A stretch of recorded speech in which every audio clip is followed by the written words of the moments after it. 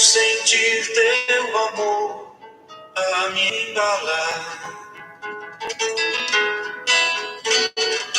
Cura, Senhor, onde dói. Cura, Senhor, bem aqui.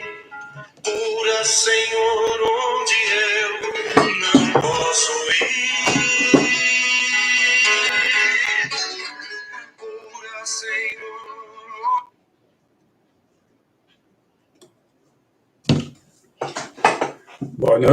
Boa noite a todos. A garganta vai começar a falhar agora.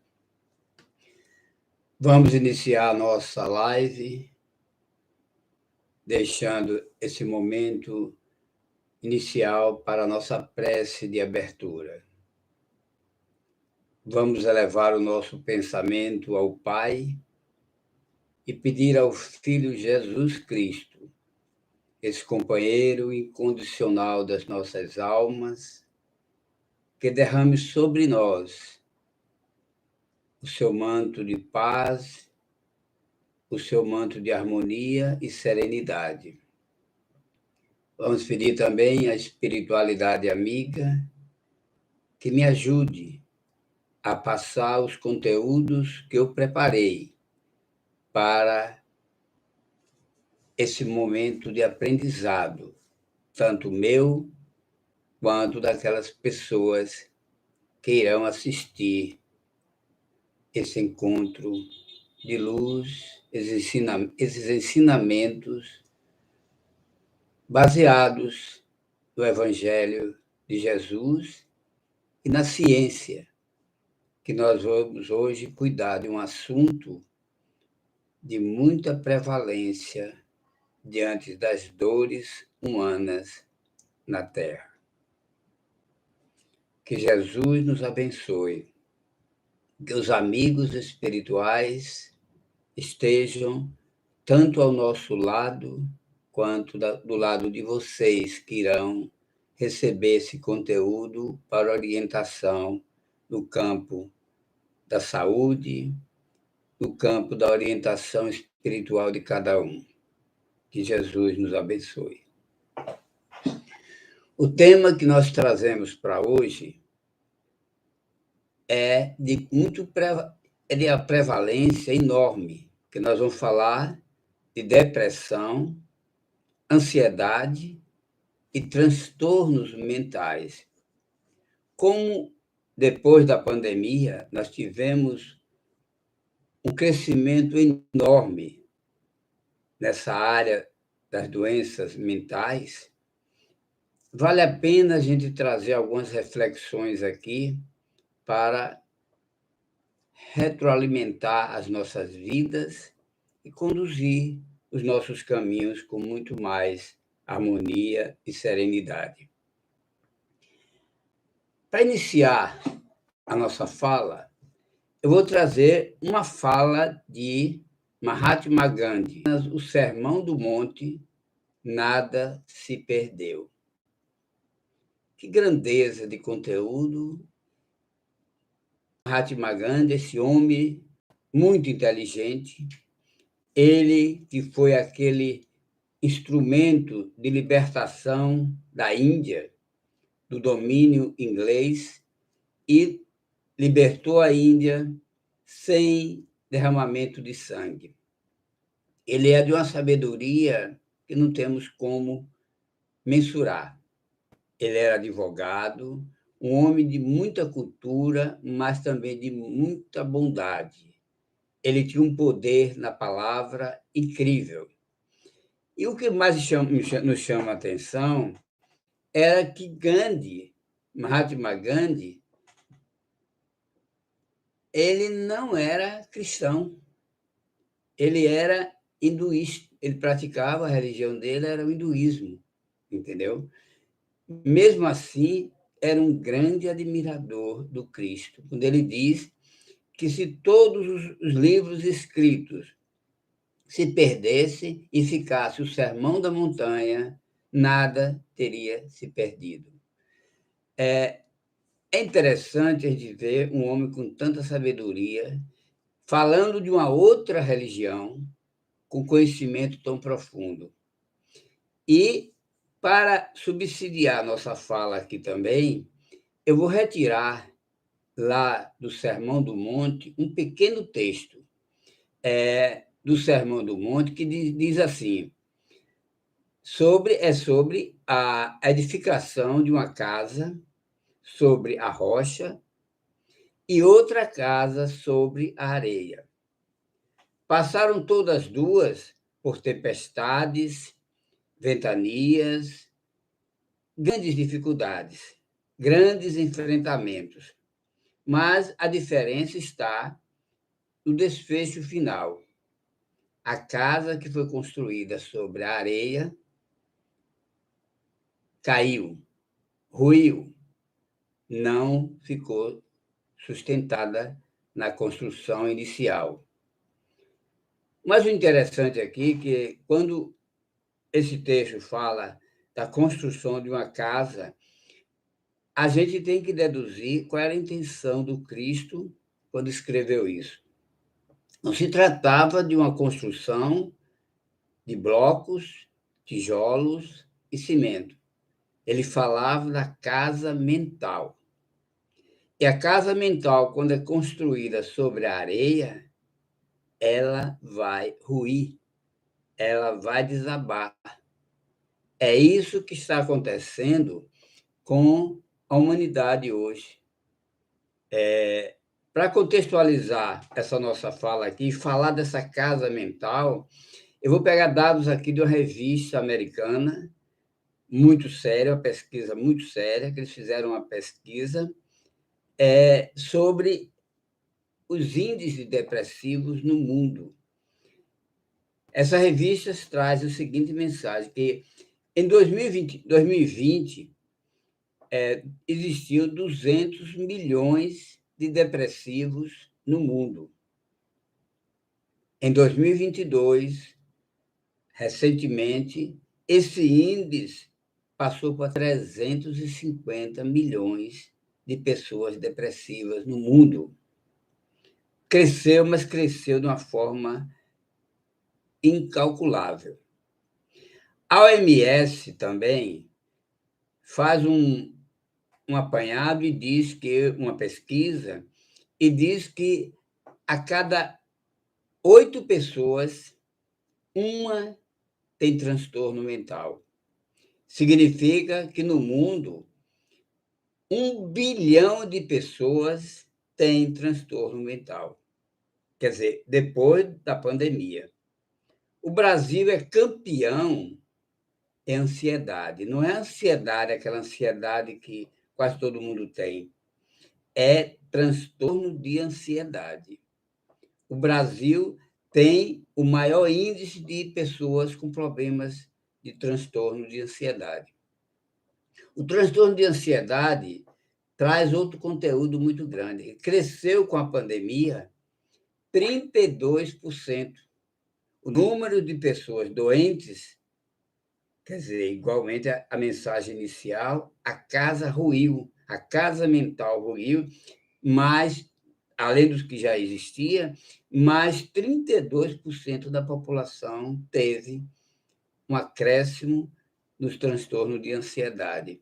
O DSM-4, que estuda esses transtornos, ele nos falava antigamente, porque o DSM-4 mudou, agora é o DSM-5. Lá tratava-se do transtorno de ansiedade e transtorno depressivo juntos. Depois eles separaram. O DSM-5 fala no final da depressão maior, ele, atualmente, no DSM-5, ele fala um pouco sobre a ansiedade como consequência da própria depressão. Entendeu? Porque você começa pela ansiedade e, se não fizer um tratamento adequado, ele esbarra, termina na depressão.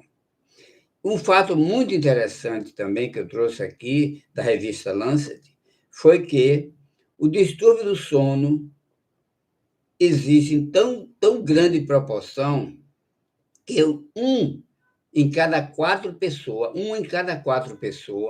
tem dificuldade de dormir.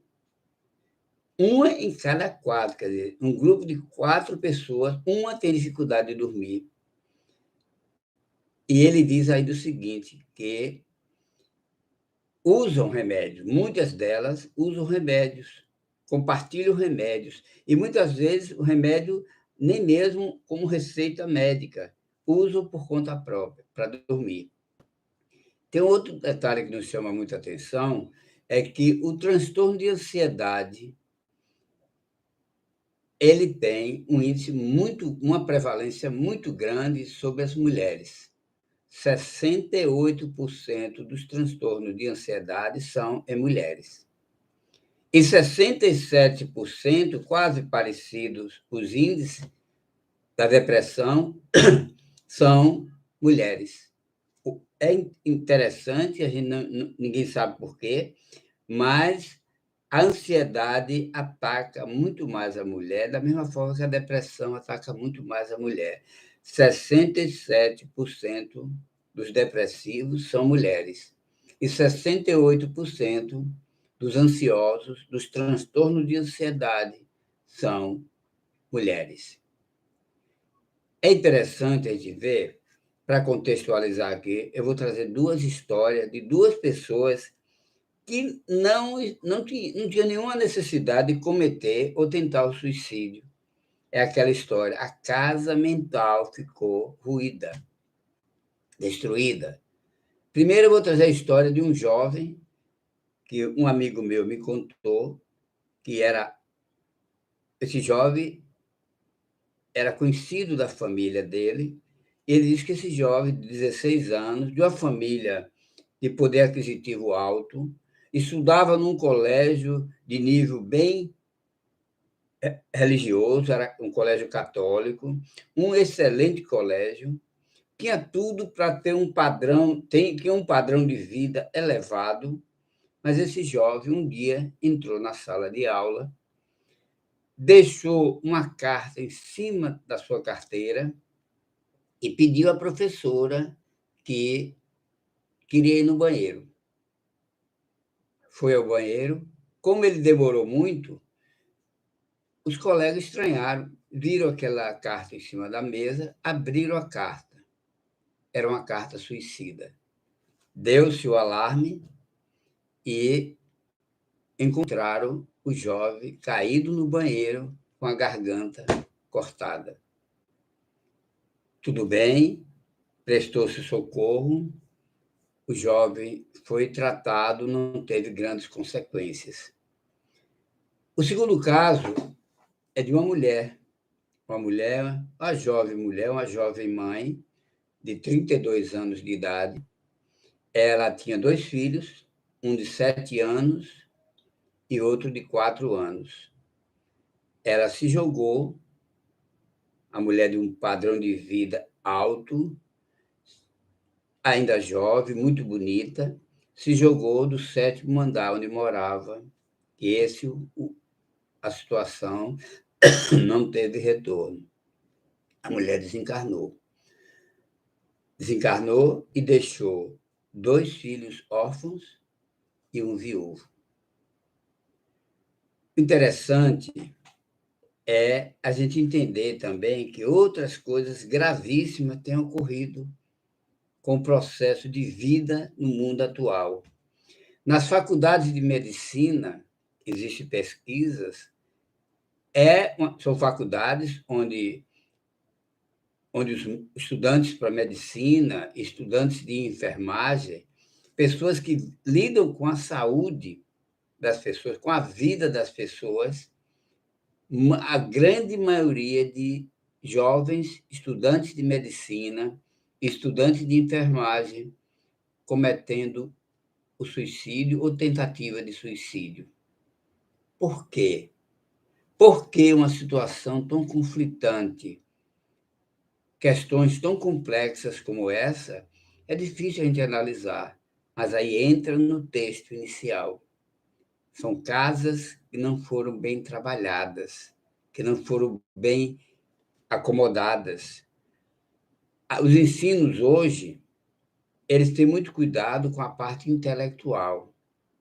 Cuidam muito no lado material. Os pais estão preocupados com os filhos, em dar todo o conforto, roupas, até mesmo carros, celular, um padrão de vida que só cuida do lado material. E aí, a casa mental entra em processo de destruição, porque não existe um conteúdo espiritual. A espiritualidade não se faz presente em muitos lares.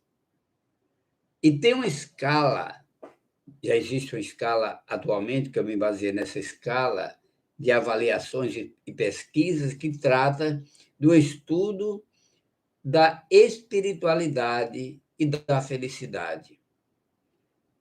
São revelações fantásticas. Estudar esse campo de pesquisa, essa escala de espiritualidade e de felicidade, nos dá um apanhado de muita qualidade.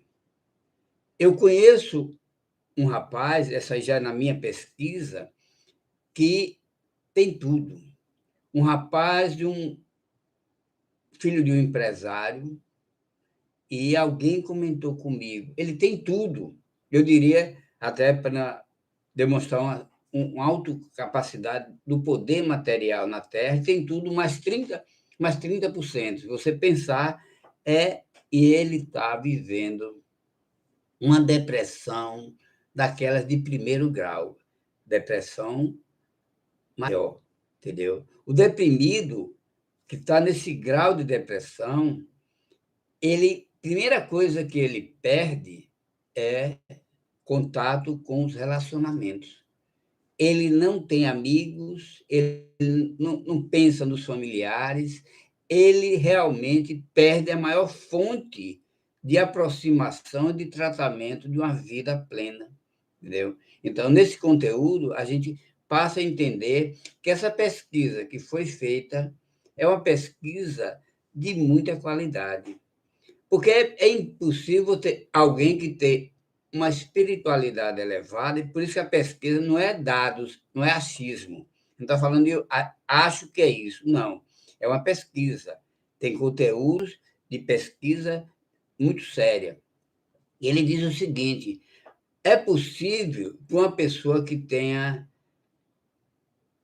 dificuldades renal e que faça hemodiálise, seja uma pessoa feliz?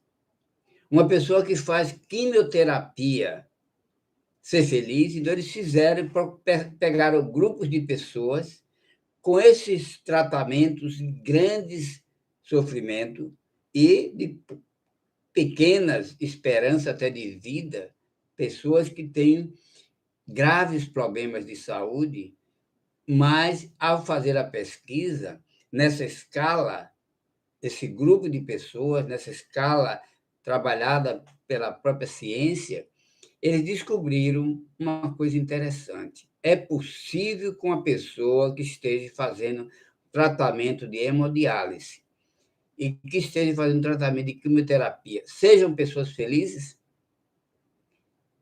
É possível, sim. Mas descobriram que essas pessoas que são felizes, mesmo fazendo um tratamento muito difícil, elas tenham uma felicidade.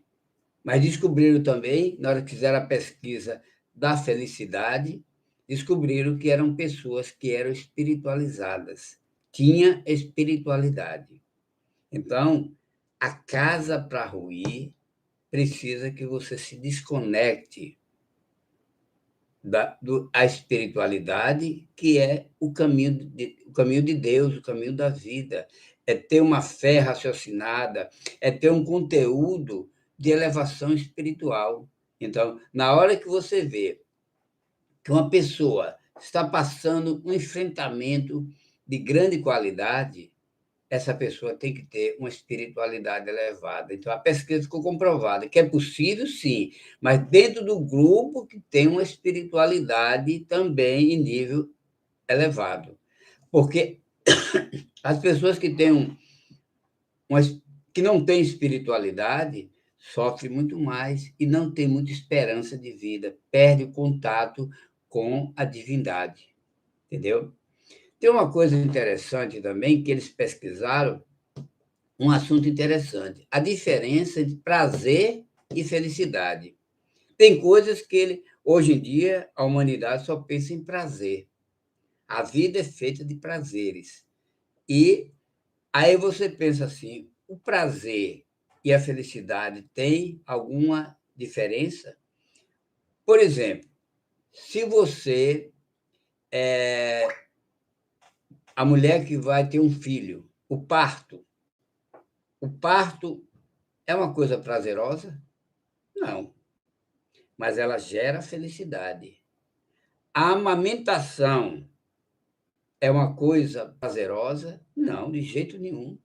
Nos primeiros meses que a criança começa a nascer os dentes, ele morde, e aí dói, incomoda, é desconfortável, mas é felicidade, entendeu? Então, o recém-nascido realmente não traz muito prazer em alguns momentos. Geralmente, dorme mal, tem muita dificuldade para dormir, os pais não conseguem dormir nos primeiros meses, mas a felicidade é enorme. Por exemplo, água. Se você está com sede, você bebe um copo de água, é muito prazer e também traz felicidade. Mas o prazer, ele vai diminuindo à proporção que você aumenta a quantidade de água para beber. Se você bebe 2 litros de água, já, já não é mais prazeroso. Aquela água deixa de ser prazerosa, entendeu? Chocolate. Se você come um chocolate, o primeiro chocolate é maravilhoso. Mas se você come 10 chocolates, 20 chocolates, naquele último você já come amarrado, come por obrigação. Muitas vezes você fez uma aposta, como, vou comer, e acaba sendo desprazeroso, entendeu? As pessoas temem em confundir felicidade com prazer. A conta aí não fecha. Não tem como você fechar uma conta, porque o prazer, ele, ele tem uma curva. Uma curva, ele sobe, aumenta o prazer e vai caindo, caindo. Agora, a felicidade é diferente. A felicidade tem a questão da realização, a questão da mãe, do amamentar, do cuidar, de ser mãe, é isso aí. A vida é um jogo nesse sentido. Não confundir prazer com felicidade. Não tem nada a ver. E muita gente pensa que ter prazer é ser feliz, entendeu? É um jogo de cadeira. Por que eu digo que a vida é um jogo de cadeira? Porque você nunca tem tudo ao mesmo tempo. Quando você tem dinheiro, tem saúde, às vezes uma dessas coisas falta.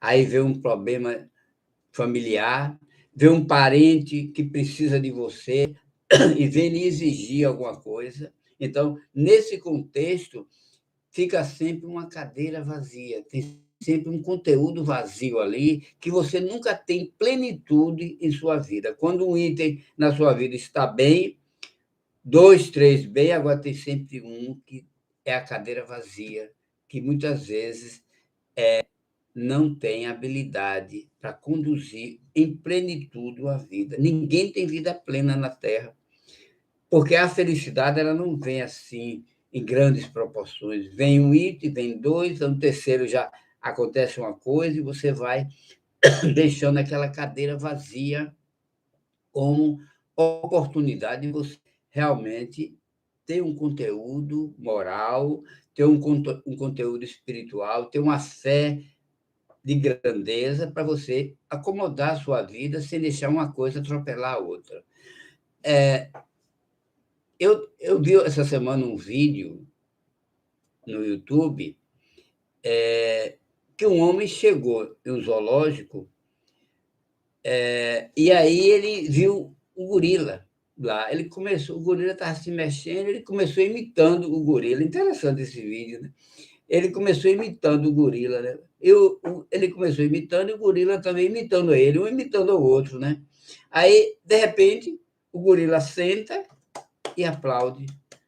Aí eu me pergunto, qual é o lado de que lado aí está o zoológico? Porque é uma questão de observação, de sintonia, de sentimento. Viva a sua singularidade. Não tente copiar o outro. Isso aí é o que a gente viu aí, não tente copiar o outro. Uma história que você pode compreender muito bem tem que ter sentido. Os pais, geralmente, de crianças muito protegidas, ser protetor demais leva o jovem a, no primeiro momento que tem que fazer o enfrentamento, acontecer um suicídio. Você protege o filho de todos os meios, até mesmo vai para o colégio brigar com a diretora, com a professora, tomando as rédeas dos ensinamentos do filho, quando você deveria ensinar que seu filho siga o seu caminho, se preparando para a vida. Aí, no momento que o filho precisa agir por conta própria, que não pode transferir para os pais, por exemplo, briga com a namorada, vai lá e comete suicídio. Quer dizer, é uma construção em cima da areia. A mente está ali totalmente protegida, o filho não se protege, não sabe, não criou articulações. Sentido da vida. Você precisa ter o sentido da vida e o sentido da morte. Uma história interessante, eu conheci uma senhora, ela frequentava muito a Mansão do Caminho, e quando eu ia lá, já tem muito tempo, ela tinha um câncer e ela estava em tratamento. O médico tinha dado 6 meses de vida a ela, entendeu? E ela disse: eu não vou morrer, eu vou viver. Eu tenho fé, eu vou viver, eu vou acreditar na vida, porque é o sentido que eu tenho para mim é viver, é ser feliz, é ampliar. Até hoje ela está viva. O médico já morreu. O médico tinha dado 6 meses de vida a ela, morreu 10 anos depois. E hoje já tem uns 20 anos, mais ou menos, que eu conheço essa história. Essa senhora está viva ainda, e muito bem, entendeu? O cliente depressivo que comete o suicida, ele não mata, ele não quer morrer. A dor dele que é muito grande. É preciso que ele entenda que a dor provoca o sofrimento. Então, é preciso encontrar essa paz, essa harmonia, porque quando você é bem amparado, qual a necessidade que você tem? Quando você está depressivo, se você tiver uma sintonia, uma espiritualidade, porque o melhor caminho é você compartilhar com alguém. Tire a sua dúvida, consulte alguém, mantenha um ponto de apoio em alguém. Não sofra sozinho, porque na hora que você sofre sozinho, tem a dificuldade de sozinho você não conseguir vencer a depressão, entendeu? Qual o sentido da vida? O sentido da vida é como se você criasse um GPS para lhe orientar. Como não existe um GPS no campo da espiritualidade, da vida humana, você tem que criar esse GPS através da espiritualidade. A depressão é uma doença que tem 4 componentes, 4 dimensões. E nós vamos falar aqui agora dessas 4 dimensões da depressão. Porque muita gente pensa que depressão é obsessão. Muitas vezes você está sempre atribuindo ao nosso irmãozinho do mundo inferior as causas da sua doença, da sua depressão. A Organização Mundial de Saúde criou uma situação como biopsicossocial. 3 componentes, 3 dimensões da depressão. Já o Espiritismo, a ciência espírita, nos diz que, além desses 3 componentes, existe o componente espiritual, que passa a ser biopsíquico socioespiritual. Cuidado para você não reduzir as 4 em uma só. Você não trata, vamos dar um exemplo aqui, você não trata uma esquizofrenia com passe. Isso é fanatismo. Isso não é fé raciocinada. A depressão maior, ela precisa, quando a gente atende no consultório de psicologia, a gente não vai tratar uma depressão grave, uma depressão maior, sem encaminhamento para um psiquiatra, para ele dar uma medicação. Precisa de uma medicação. Você não vai levar uma pessoa com cálculo renal, da mesma forma, com cálculo renal, uma pessoa que está tendo um infarto, um AVC, você não vai tratar com água fluidificada, com passe, com culto do evangelho do lar.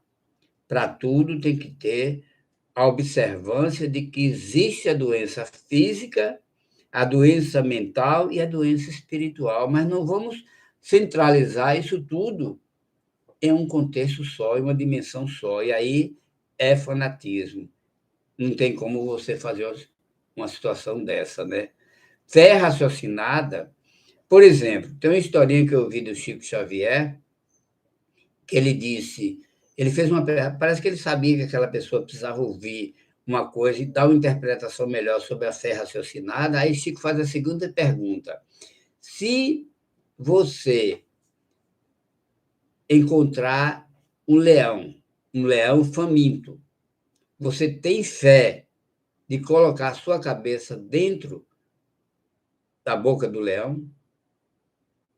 Aí teve uma toda espiritada lá que respondeu: claro, Chico, eu tenho fé, eu tenho muita fé. Eu boto minha cabeça no leão. Aí Chico olhou para ela e, infelizmente, você vai cometer um grande erro, porque a fé tem que ser raciocinada. E, se você raciocinar direito, o que você está fazendo não é correto. É totalmente desconectado com a fé que Deus, que Jesus nos ensinou. Então, uma coisa interessante que a gente entende é que as pessoas ignorantes, elas têm um vírus. O vírus da ignorância é letal. O vírus da ignorância mata mais do que o vírus da Covid, entendeu? Então, a depressão é uma dimensão espiritual quando existe uma memória espiritual. Não é o obsessor.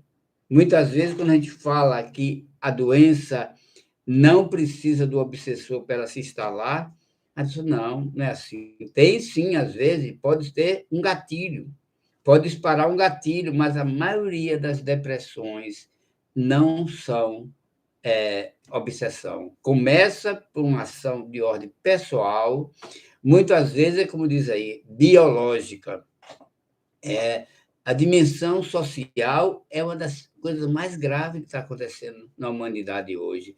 Imagina um morador da Ucrânia, um morador hoje de Israel, uma pessoa que vivenciou a pandemia, teve um enfrentamento, claro que pode ficar depressiva, e é uma dimensão social.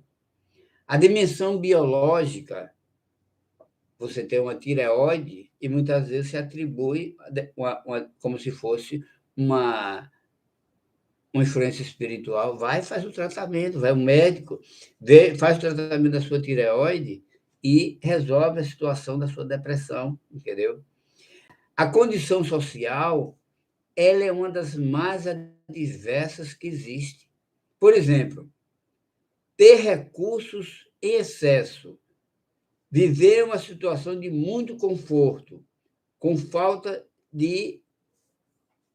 Não lhe falta nada, falta do que fazer, fica depressivo. O casamento é a dimensão social. Você pode ficar depressivo por causa do casamento. O divórcio, a separação. Muita gente está ficando depressivo porque está fazendo o divórcio, está se separando. Outros estão ficando depressivos porque não conseguem fazer o divórcio, entendeu? A proteção em excesso. Quando você protege em excesso alguém, cria depressão, entendeu? A herança. Para que coisa mais grave na humanidade do que as pessoas acumulam riqueza? Quando morre, os pais, quando morrem, deixam os filhos brigando. Aí você vai brigar por dinheiro. E aí o sofrimento, muita gente fica depressivo, entendeu? São muitos os conteúdos adversos que existem que provocam a depressão. Tem até uma frase irônica do Anacleto, que ele diz assim: se os padres pudessem casar, não abençoariam o casamento. Interessante, né? É irônico, mas é verdade, né? A gente entende que tem muita verdade nisso aí. A depressão é fundamental que a gente entenda e que seja diagnosticada. Porque quando você vê uma pessoa triste, você está depressivo. A tristeza não é depressão. Muitas vezes você tem vários motivos que levam você a ficar triste. Por exemplo, o emprego, a escassez de alguma coisa, a escassez de carinho dentro do lar. A mulher diz assim: poxa, eu estou sofrendo muito, estou triste. Meu marido não liga para mim. Ou então o marido que diz: minha mulher não liga para mim, não valoriza o que eu falo. Quer dizer, fica triste. Relacionamento cria muitas tristezas, mas não é depressão. Depressão precisa ter um padrão de avaliação, tem que ser avaliada por um profissional. Não é qualquer pessoa leiga que vai dizer você está depressivo. Não tem sentido, entendeu? Então, essa motivação de ter depressão é preciso ser avaliada, ser orientada, porque as pessoas precisam ser orientadas. Não é o nada, não é a situação desequilibrada de um momento, de uma semana, 3 dias, uma semana, 4 dias, 5 dias. Não. A depressão, para ser instalada, você tem que fazer uma avaliação no mínimo de 15 dias e pontuar pelo menos 5 a 6 itens ali que possam estar levando você a ficar depressivo. Não é uma coisa só. Uma perda de emprego, a falta de dinheiro, a escassez de alguma coisa é um componente único. Não vai dar para você ficar depressivo só por isso. E você supera. Agora, eu vou dizer aqui uma palavra, essa sim. Se você entrar nessa sintonia dessa palavra que eu vou te dizer aqui agora, aí você pode dizer, isso aí é depressão. Desespero. Quando você apresenta um quadro de desesperado, aí sim, é muita dor, é um sofrimento imensurável, o medo exagerado, você não gosta mais de nada, muitas vezes você pergunta, você quer tomar um cafezinho, não? Você gostava tanto de tomar um cafezinho? Não, não gosto mais. Mas, rapaz, você gostava de tocar violão, não quer tocar um violãozinho para a gente, não? Não, não gosto mais. Não gosta mais de nada. As pessoas entram em desespero e não gostam de mais nada. O mundo se acaba. É como se o mundo não existisse mais para ele. A única coisa que vai ajudar ali é ele pensar, quando a depressão é a depressão maior, que a pessoa já está nesse nível de desespero, a única solução que ele pensa é se matar. Quem sofre mais, se você pensar aqui, com esse sofrimento? Muitas vezes não é nem a própria pessoa, são os parentes, são as pessoas ligadas a ela. O Consolador Prometido sempre tira o desespero. Então, quando você notar que você está entrando numa derrocada dessa proporção, entre e busque Deus. Pense em Deus e busque Deus. O adolescente, muitas vezes, entra em desespero porque terminou um relacionamento. Entra em desespero mesmo. Aí, o que é que você vai dizer para ele? Tem que chocar. Rapaz, esse é o primeiro relacionamento que você tem. Você ainda vai ter mais uns 3 ou 4 perdas de relacionamento. Sua mulher, quando você casar, ela vai lhe deixar. Você tem que chocar, porque você está vivendo um desespero apenas por uma situação desconfortável. Muitas vezes você diz assim: eu não aguento mais viver essa vida de relacionamento. Vai morar numa ilha, entendeu? Fazendo esse exercício, talvez você consiga mostrar caminhos, porque você não pode estar bajulando. A palavra tem que ser uma palavra firme. Quando você está fazendo um tratamento com uma pessoa depressiva, você tem que impactar aquele comportamento negativo. Quantas vezes a gente vê o ansioso, já saindo um pouco do depressivo e depressão maior, partindo agora para a ansiedade. Quantas vezes você vê o ansioso fazendo caminhadas? Não vê. O ansioso, ele não tem. É que eu digo a pessoa que tem o transtorno de ansiedade. Não tem iniciativa para fazer caminhadas, fazer exercícios físicos, queimando calorias, potencializando o corpo, energizando o corpo, a ansiedade diminui, minimiza. Quem tem distúrbio do sono, procure saber qual é o alimento que aquela pessoa está vivenciando. Quais são os alimentos que ela usa? Porque provavelmente tem muita caloria ali, tem muita negatividade na própria alimentação. Agora, quando a gente fala em fazer uma caminhada das pessoas que estão com ansiedade, fazer uma corrida, se dedicar aos esportes, não vamos sugerir isso a um cardiopata, porque aí, se você sugerir isso, aí a marcha dele vai parar em nosso lar. Então, vamos ter bom senso para dizer: olha, você tem uma cardiopatia, você não pode fazer exercício físico, então você tem que criar outros mecanismos para que você realmente melhore a sua ansiedade, entendeu?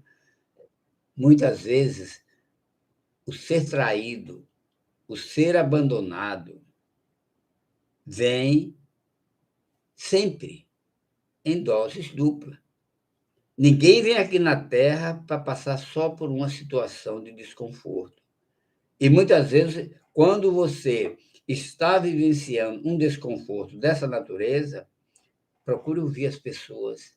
Aí você vai ver histórias muito mais complicadas do que a sua.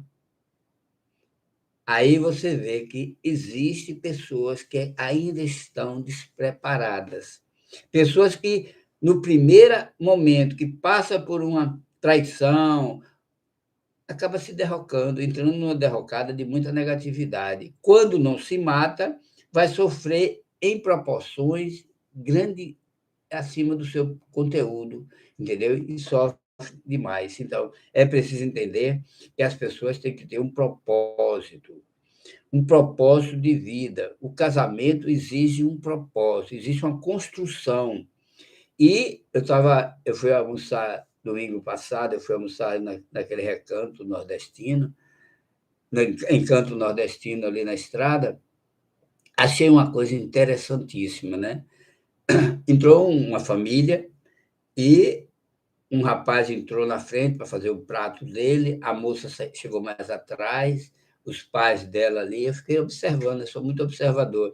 Aí o rapaz, ele gritou de lá, eu achei uma coisa absurda, mas existe. Ele perguntou, bem, gritou de lá na frente para todo mundo ver, bem, de que é que eu gosto mesmo? Quer dizer, gente, que propósito esse homem tem dentro de um casamento? Até para escolher a comida, ele tem que perguntar à mulher o que é que ele gosta. É complicado a situação nesse sentido, né, gente? Eu tinha muita coisa para falar com vocês, mas que eu não gosto de fazer minhas palestras muito longas. Deixa eu ver uma coisa que eu acho muito interessante de falar para vocês aqui, que pode harmonizar um pouco a nossa palavra, entendeu? Existe um oceano de memórias espirituais em nós.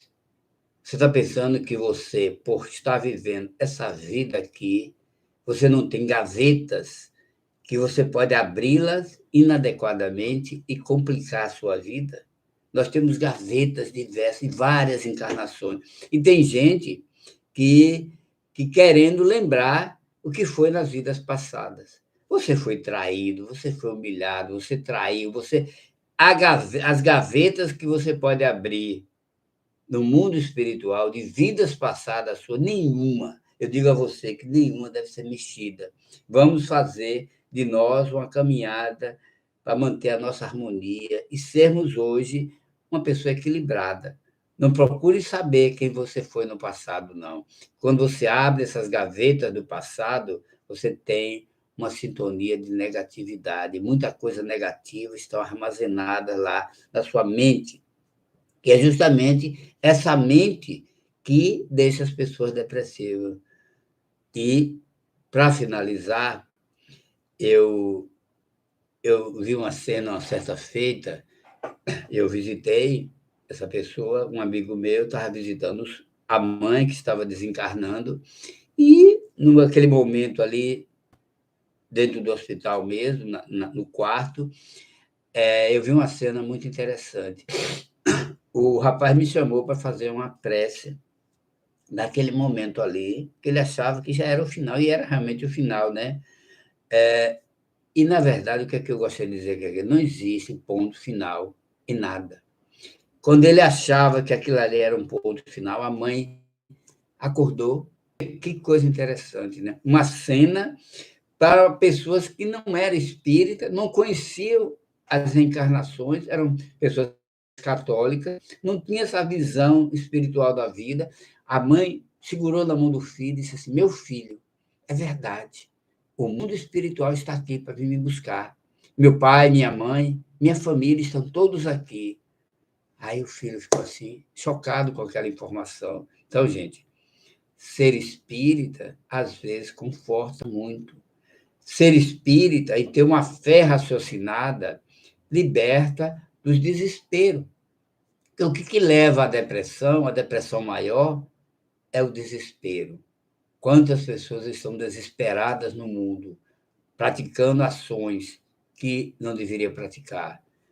Semana eu atendi uma moça e ela disse: eu só não me matei ainda porque eu sei que eu conheço o espiritismo e sei que se eu me matar, eu vou para um lugar muito ruim, muito feio. Então, se ela estiver me assistindo aqui agora, eu acho que ela vai ficar boa, vai ficar curada, porque essa fé raciocinada, não já ter cometido suicídio, se ela não cometeu até agora, eu garanto que ela não comete mais. Porque depois que nós conversamos, mostramos um caminho de luz para ela vai, consequentemente, vencer essa tragédia, essa dor que realmente não é aconselhável para ninguém, que é o suicídio.